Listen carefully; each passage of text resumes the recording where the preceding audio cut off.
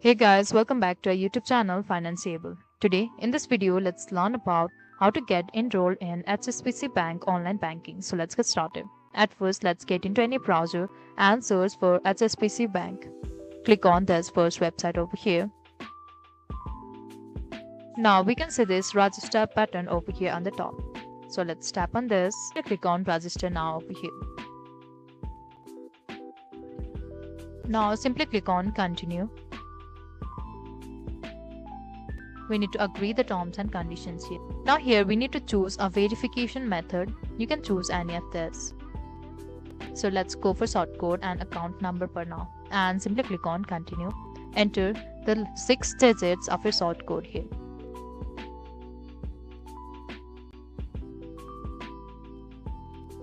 Enter your 8 digits account number and your date of birth. Now we need to enter the 3 digits, that is first, fourth and 6th digits of our telephone security number here.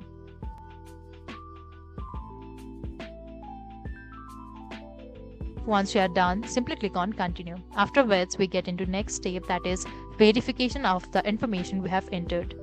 Once the verification is done, we get into next step, that is creation of username and password.